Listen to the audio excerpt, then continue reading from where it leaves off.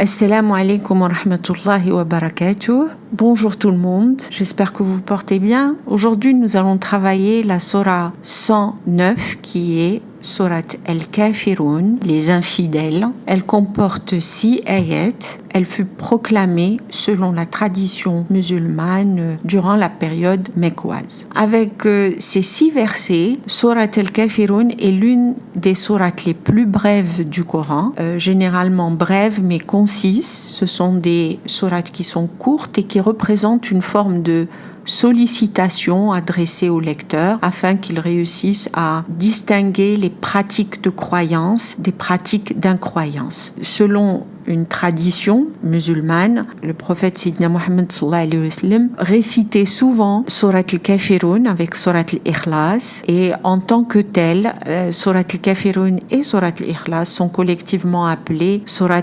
al-Ikhlasiyin. Alors, Surat al-Kafirun a été révélée pendant la première partie de l'histoire du prophète Sayyidina Muhammad sallallahu alayhi wa sallam avant qu'il ne quitte Mecca, parce qu'il confrontait les grands chefs de la région de Mecca, et l'une des tribus les plus importantes s'appelait Quraysh, les gens de Quraysh, Ahl Quraysh. Elle a été proclamée donc durant la période de Mecca, à l'époque où les premiers musulmans étaient persécutés par les polythéistes. Ils sont allés chercher le prophète Sayyidina Muhammad sallallahu alayhi wa sallam et ils lui suggèrent de s'entendre avec eux en lui demandant de croire en leur religion pendant quelque temps, une période d'une année, et en revanche, ils vont croire à sa religion et adorer Dieu pour le même temps. Alors, Surat al-Kafirun est une réponse au chef de Quraysh qui avait proposé, donc, comme je vous l'ai dit, au prophète sallallahu alayhi wa sallam, une espèce de compromis pour mettre fin à leurs différends. Ils lui ont dit: nous te donnerons tellement de richesses que tu deviendras l'homme le plus riche de la Mecque. Nous sommes prêts à te suivre et à t'obéir comme notre chef, à la seule condition que tu ne dises pas de mal sur nos dieux. Et si cela ne te convient pas, nous te ferons une autre proposition qui sera aussi bien à ton avantage qu'au nôtre. Ils ont même proposé au prophète sallallahu alayhi wa sallam, s'il adorait leur Dieu pendant un an, il adorerait son Dieu à lui, Allah, pour la même période, et ils échangeraient leurs richesses et les bienfaits de chaque année. Et c'est alors que Allah subhanahu wa ta'ala a fait révéler Surat al-Kafirun, qui est en réalité une surah avec une réponse tranchée et définitive pour mettre fin aux espoirs d'accord que les chefs de Quraysh voulaient sceller avec le prophète sallallahu alayhi wa sallam. Dans cette surah, Dieu ordonnera au prophète de déclarer son désaveu à l'idolâtrie et d'informer qu'il n'acceptera jamais leur religion. Le dernier verset veut dire que le prophète ne croira pas en leur religion,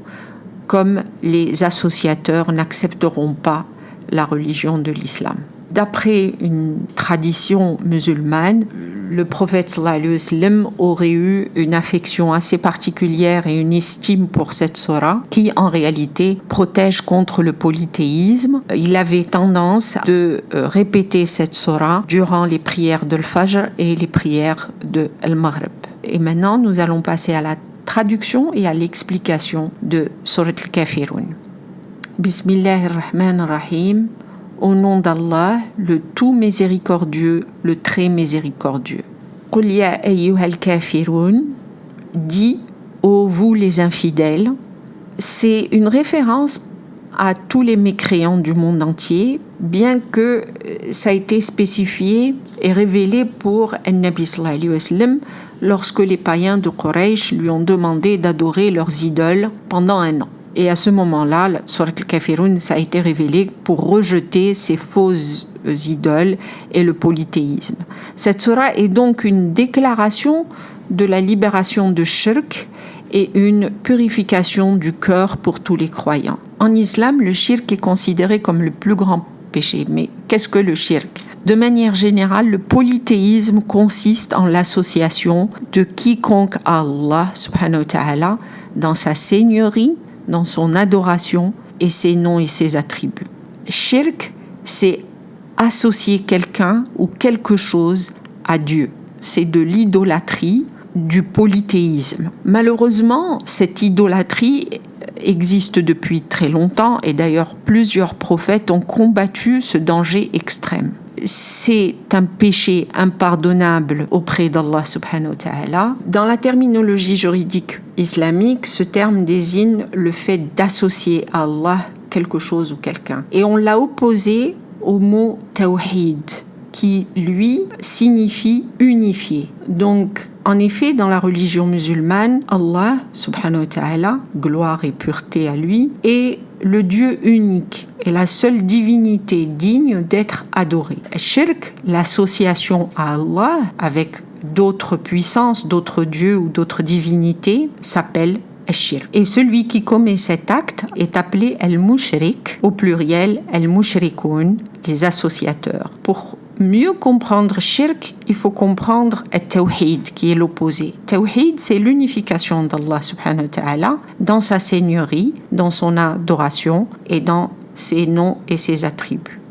Shirk, si on associe d'autres noms, si on associe d'autres adorations et si on associe d'autres dieux à Dieu. C'est ça, shirk. Qul ya ayyuhal kafirun, dis, ô vous les infidèles. La a'budu ma ta'budun, je n'adore pas ce que vous adorez. Wala antum 'abiduna ma a'bud, et vous n'êtes pas adorateurs de ce que j'adore. Wala ana 'abidun ma 'abadtum, je ne suis pas adorateur de ce que vous adorez. Wala antum 'abiduna ma a'bud, et vous n'êtes pas adorateurs de ce que j'adore. Les 2e au 5e ayah de cette sourate nous informent qu'il faut informer les mécréants que nous n'adorons aucune entité qu'Allah subhanahu wa ta'ala, le seul être suprême. En tant que musulmans, nous adorons seulement Allah et n'associons pas de partenaire ou de demi-dieu à Allah subhanahu wa ta'ala. Lakum dinukum waliya din, à vous votre religion, à moi ma religion. Donc enfin, surtout la 6e ayah, selon certaines traditions musulmanes, c'est une confirmation du monothéisme islamique, essentiellement que l'islam est la foi monothéiste ultime. Allah subhanahu wa ta'ala est seul et unique. J'espère que la petite explication de Surat al-Kafirun vous a aidé. Je vous souhaite beaucoup de courage. À bientôt en vous souhaitant une bonne journée. Wassalamu alaikum wa rahmatullahi wa barakatuh.